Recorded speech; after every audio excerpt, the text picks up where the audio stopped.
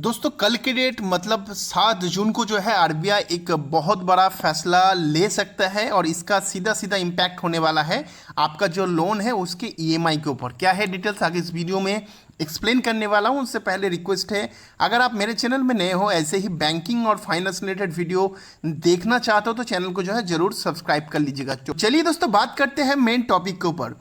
दोस्तों हम सभी को पता है जब भी हम कोई एनबीएफसी या फिर बैंक से कोई क्रेडिट कार्ड या फिर लोन वगैरह लेते हैं तो वहाँ पे जो रेट ऑफ इंटरेस्ट डिसाइड किया जाता है वो आपका क्रेडिट स्कोर वगैरह चेक करने के बाद, अगर आपका क्रेडिट स्कोर अच्छा होता है तो आपका रेट ऑफ इंटरेस्ट भी जो है कम मिल जाता है। लेकिन इसके अलावा भी दोस्तों बहुत सारा फैक्टर जो है वेरी करता है, लेकिन उसके बावजूद भी आपको बताना चाहूँगा कि एक जो है मिनिमम रेट ऑफ इंटरेस्ट होता है, मतलब उससे कम का रेट ऑफ इंटरेस्ट में कोई भी बैंक या फिर कोई भी एनबीएफसी आपको नहीं दे सकता, चाहे आपका कितना भी सिविल स्कोर क्यों ना हो। उसको बोला जाता है एमसीएलआर रेट। और दोस्तों इसका सीधा सीधा जो कैलकुलेशन होता है वो होता है दोस्तों आरबीआई का एक पॉलिसी जिसको बोला जाता है रेपो रेट।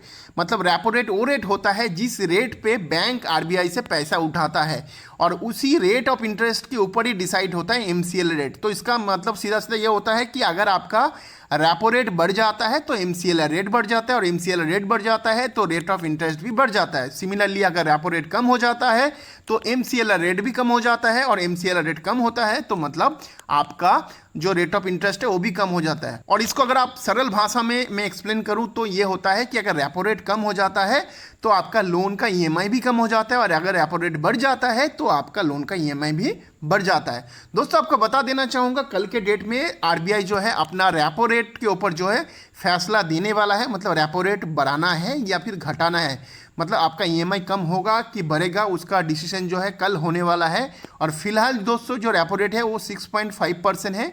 सो मैक्सिमम लोग उम्मीद कर रहे हैं, जो एक्सपर्ट लोग हैं उम्मीद करें कि रेपो रेट में कोई चेंजेस नहीं होगा, मतलब आपका ईएमआई में कोई भी चेंजेस ना होने का जो है संभावना है। वो तो कल के डेट में ही पता चलेगा। लेकिन आपके हिसाब से क्या लगता है, क्या रेपो रेट जो है आरबीआई बढ़ाएगा या फिर घटाएगा? आप अपना राय मुझे जरूर बताइएगा इस वीडियो में। हम मिलते हैं अगले वीडियो में। तब तक अपना और अपना फैमिली का बहुत सारा ख्याल रखिएगा। जय हिंद, वंदे मातरम।